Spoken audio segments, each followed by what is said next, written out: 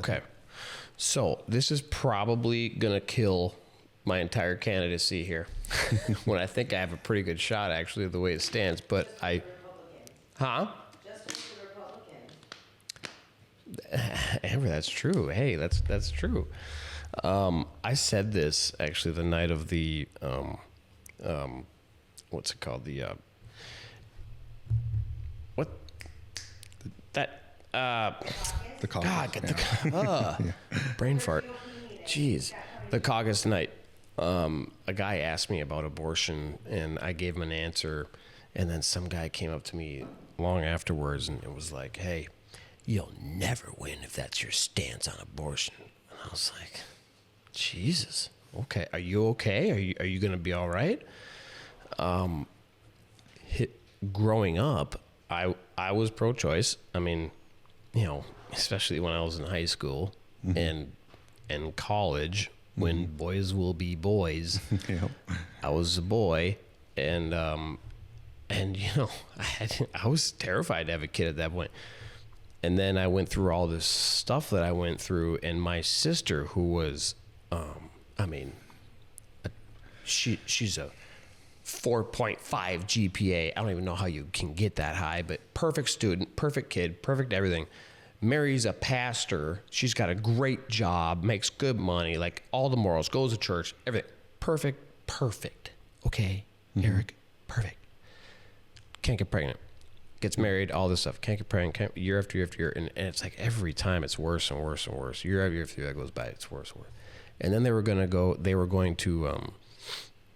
adopt a kid. And they met the mom, and they knew the date, and they're all excited, and they got all the stuff ready to go at home, and they think the kid's coming. They heard that the kid is coming. The mom's in labor.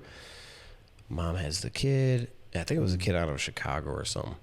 Mom has the kid, and she decides, no, I'm going to keep it. Again, just more.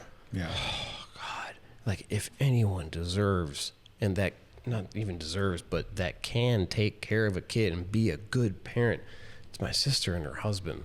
They tried for years. And it was, and that was very tough on them. And Imagine. And then when I was in treatment in 2012, found out that she was just pregnant. Oh.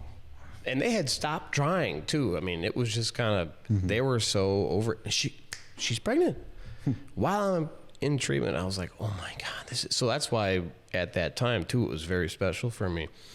And then I remember holding this kid, this little baby in my arms, and then you know, I see him grow up, and then she had another kid, and then she had another kid, and then she had another kid. She's got 4 kids. Wow. And I look at them, and they all develop different personalities, and they all have their own thing, and I would kill for them. And I look at them, and I'm like, I wonder if it makes me wonder if women that almost had abortions, if you could take a poll, if you could get every woman that almost had an abortion but decided not to, if you could take a poll and say 1 to 10, do you regret? I'll bet you almost every single one of them would say, no, I don't regret it. I don't regret not getting an abortion, because they have a kid and they love that kid. And I look at my nieces and nephews and I think, oh my God, what if they weren't here? You know, I think too often we're more concerned with our short-term dopamine hits than we are about what we're actually doing in this world. And a lot of people will say, well, it was just a clump of cells at that point. Yeah, well, you know what? That clump of cells could have became something that you would have genuinely loved your entire life, and that you would have done anything for, and that could have, I don't know. So my stance on abortion has completely changed from when I grew up. I am 110% pro-life. Now, here's where the campaign killer comes in. And I will say it because no one else wants to say anything these days. So I'm going to fucking say it. And I'm sorry for swearing. I do try to be a Christian. I don't think. Let's say, do you have a daughter by chance? Yep, I have do. a daughter. Okay, Yep. you have a daughter. How old is she? She's 2.5. Okay, let's say she's 15 and she gets pregnant. Mm-hmm. Do you want me and let's say I was a representative. Do you want me at the dinner table with you deciding if she should have the kid or not? Yeah. No. It's none of my freaking business. Exactly. It's none of my business. While I am pro-life, I don't think it's the government's business. Do what Exactly. you want to. How about parenting? It's parenting. It's nothing to do with the government. Mm-hmm. Nothing. Yeah, they got to spend money on the abortion. Stop. We're sending billions and billions of dollars. Shut up. Stop. Sorry, go ahead. Yeah, so Roe versus Wade was decided in 1973. From 1973 until 1977, it was a mixed bag in the Christian religion and denominations. Some churches said yes, abortion. Some churches said no. In 1977, Jerry Falwell and a group of powerful figures got together, and they decided that in order to win the next election, they have to create a wedge issue. So they came up with the wedge doctrine. And the number one issue they came up with was abortion. So up until 1977,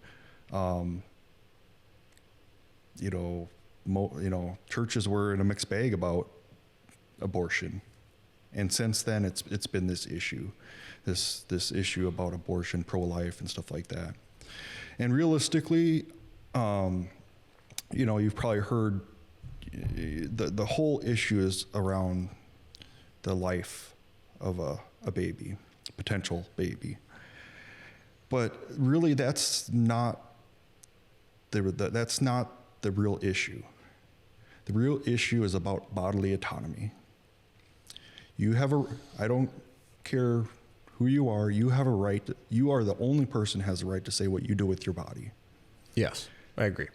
So, when someone gets pregnant, they are now sharing their body with what could be someone else. Yeah. And if that person, that woman doesn't want to be pregnant, she has a right to choose not to be pregnant. Because, it sounds bad, but, being pregnant is like having a parasite on you. Yeah, kind of. They're drawn from you. That's how they drawn get. From you. They can't live without you and stuff like that. And so, I'm not trying to downplay the significance of being pregnant because, No, I know. But really, you should have the right to decide what happens to your body. And no one should get in between you and your doctor.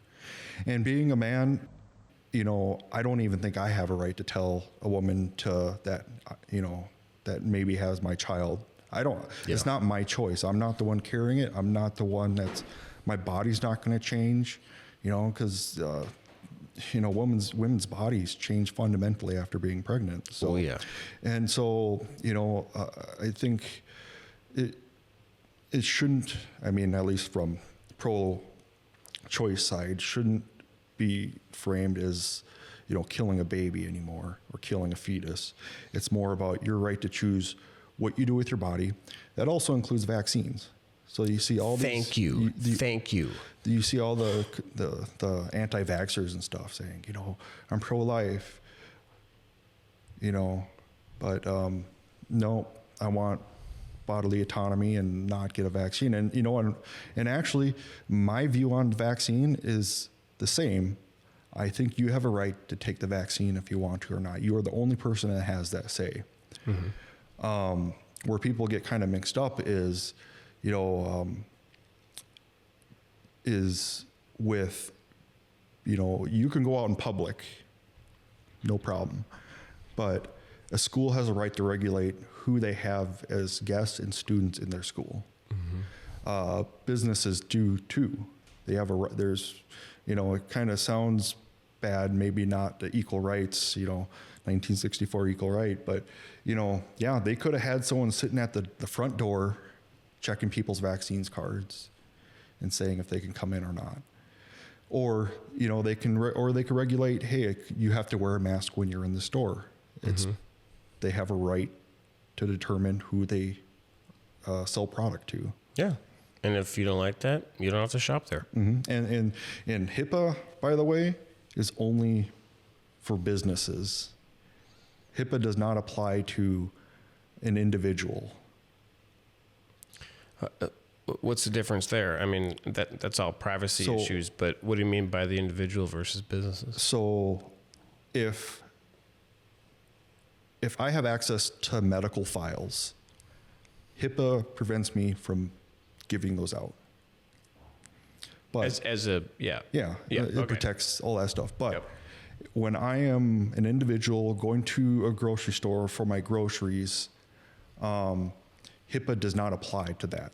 So that means somebody can ask me for a vaccine card because I'm not, you know. It's not sharing any protected data. It's just showing if you're vaccinated or not. Yeah, and for public health reasons. Yeah, and so if I don't want to show them my card, if I don't want to give out medical information, then I don't have to go there. I don't have to be there. And HIPAA, like I said, it's if you give medical information to the grocery store, for example, the pharmacy, they have to, HIPAA applies to them. But when I'm giving out my own information, HIPAA doesn't apply. Because it's your own information. You have a right to determine who you give it out to. Yeah. But that's kind of a tangent. No, it's okay. Yeah. I personally, I did not get the vaccination, and not because I'm an anti-vaxxer at all. I've had vaccinations and all that, and I think a lot of them are have made the world what it is and made us a lot safer. But this one, I just had a weird feeling about the whole thing from the start. I just had a weird feeling about it. Like, okay, this is like the flu. Okay, I can handle the flu. And you want to give me a vaccination that has never been used before and has no long-term data and studies and it's made of what? It's got what in it? And it only affects older people or people with multiple comorbidities. It doesn't affect young people or people that are in shape. And okay, weird. I don't think I need this thing. I don't. And because I never got it, I'm an anti-vaxxer. I'm a son of a bitch. No, man. I was paying attention the entire time, and I just said that because you made a comment about pro-life and anti-vax and stuff like that. So I just wanted to tie that back to the pro-life thing. Yeah, personally, I am pro-life. I am pro-life. I will never tell a woman what she can or can't do with her body, just like I would damn sure hope she can't tell me what I can do or can't do with my body. Yeah. It's not my business. Yep. Like if I was a woman, and I think I've come to a point in my life where I think I would not get an abortion, but if you do, that's between you and God and your doctor. I don't think that's for the government to be involved in. It's not. I mean, look, the fentanyl crisis is killing hundreds of thousands of people. Well, the government's not doing a damn thing about that, yet they think they should have their nose in abortion and everything else. When, I mean, come on, man, give me a break. It's all so hypocritical, and it's kind of sick.